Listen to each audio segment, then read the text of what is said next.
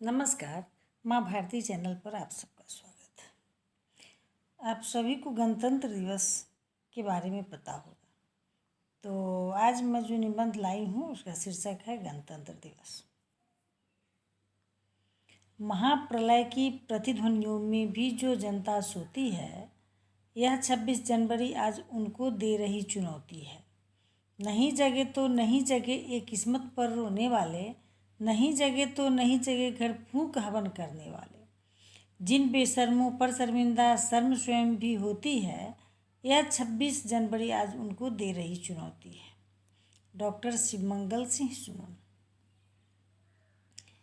26 जनवरी 1950, जिसे हम गणतंत्र दिवस के नाम से जानते हैं, भारतीय इतिहास का सर्वोज्ज्वल पृष्ठ है।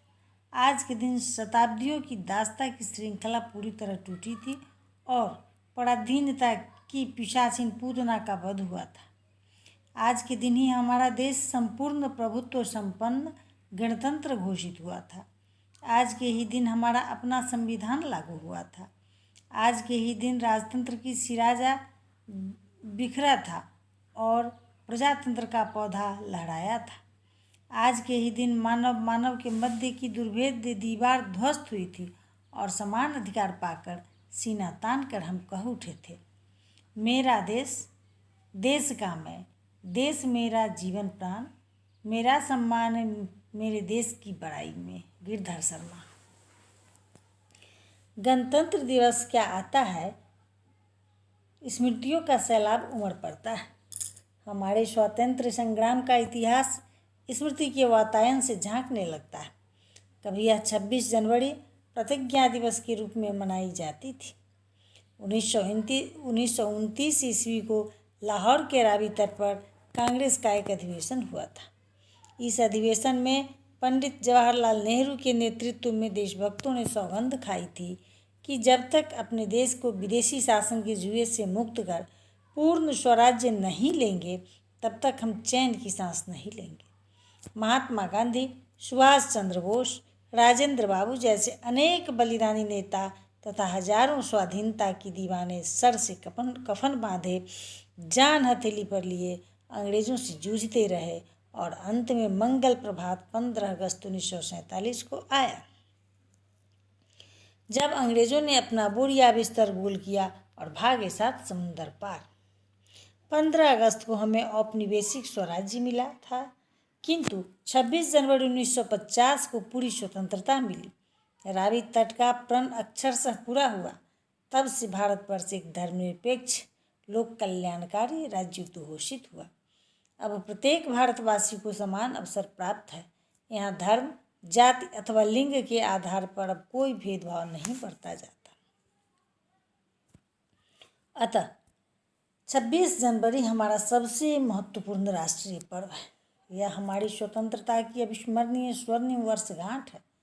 यह हमारी प्रतिज्ञाओं और तपस्याओं का स्मृति दिवस है। यह हमारे महान अमर शहीदों का तर्पण त्यौहार है।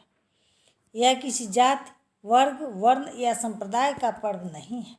होली, दिवाली, नागपंचमी, रक्षाबंधन, दशहरा यदि हिंदुओं के प्रिय पर्व हैं, तो ईद, बकरीद, मुहर्रम मुसलमानों के, क्रिसमस, ईस्टर यदि ईसाइयों के पर्व हैं, तो सरहुल, सोहराय आदिवासियों के, रथ यात्रा यदि उत्कलवासियों का महत्वपूर्ण पर्व है, तो ओणम केरलवासियों का। किंतु गणतंत्र दिवस ही एक पर्व है जो हिमालय के हिममंडित शिखरों से मातृचरण पखारने वाली कन्याकुमारी की उत्कट लहरों तक, एलिफेंटा की गुफाओं से असम की दुर्गम पहाड़ियों तक बिना किसी भेदभाव के पूरे धूमधाम से मनाया जाता है। यही वह पर्व है जिसमें अखिल भारत की अंतरात्मा का सितार आनंदमयी रागिनी में बज उठता है। इस दिन दिल्ली ही नहीं वरन देश के नगर नगर गांव गांव में यह महोत्सव मनाया जाता है। इस देश का शायद ही कोई विद्यालय या महाविद्यालय हो जहां भर दिन मनोमोहक कार्यक्रम न चलते हों। इस दिन आबाल वृद्ध नर नारी सभी का मन उमंगों उछाओं के झूलों पर झूलता रहता है। सूरज की सोना बरसाने वाली पहली किरण से चांद की सुधा सरसाने वाली अंतिम रश्मि तक खाना पीना, नाचना गाना, उछलना कूदना आदि चलते रहते हैं। कहीं सिनेमा है तो कहीं नाटक, कहीं कव्वाली है तो कहीं कंसर्ट, कहीं कवि सम्मेलन है तो कहीं हास्य गोष्ठी। इस दिन ही मालूम पड़ता है कि देश में तरुणाई ने अंगड़ाई ली है, उसकी मस्ती की मदिरा छलक पड़ी है। सारा राष्ट्र दीपों की रत्नमालाएं धारण कर जगमग हो उठता है।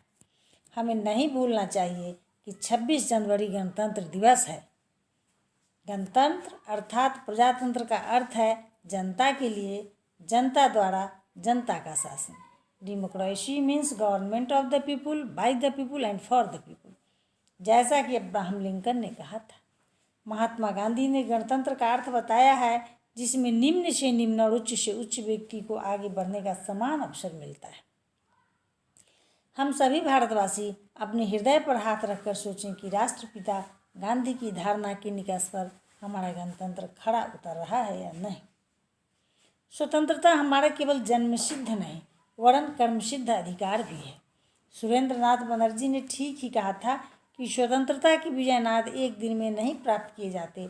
स्वतंत्रता की देवी बड़ी कठिनाई से संतुष्ट और तृप्त होती है। वह भक्तों की कठोर एवं दीर्घव्यापी तपस्या चाहती है और परीक्षा लेती है। उसका मूल्य निरंतर सावधानता है। उसकी प्राप्ति से भी कठिन है उसका संरक्षण। उसके संरक्षण के लिए हर क्षण तलवार की धार पर चलना पड़ता है। जिस राष्ट्र का बच्चा बच्चा सचेष्ट नहीं रहता उसकी आज़ादी क्षण में छिन जाती है। आंधियाँ नहीं जिसमें उमंग भरती है, छातियाँ जहाँ संगीनों से डरती है, शोणित के बदले जहाँ अश्रु बहता है, वह देश कभी स्वाधीन नहीं रहता है। दिनकर। अतः यह दिन प्रेरणा और प्रतिज्ञा का दिवस है। हम मौज और मस्ती, रंगरेलियों और अंधकेलियों में भी याद रखें कि जिस स्वतंत्रता को हमने रक्त की होली खेलकर अर्जित किया है उसकी रक्षा हम फांसी के तख्त पर चढ़कर तथा आग की दरिया तैर कर भी करेंगे। हमारा प्रजातंत्र केवल शाब्दिक नहीं वास्तविक है। जब तक हम अपने देश से दारिद्र्य, अशिक्षा, अनैतिकता तथा आत्महीनता की कुचटिकाओं को दूर नहीं कर सकेंगे तब तक जनतंत्र के अरुणोदय का सुंदर आलोक नहीं प्राप्त कर सकेंगे। जय हिंद। वीडियो अच्छा लगे तो इसे लाइक कीजिएगा, शेयर कीजिएगा और सब्सक्राइब कीजिएगा। धन्यवाद।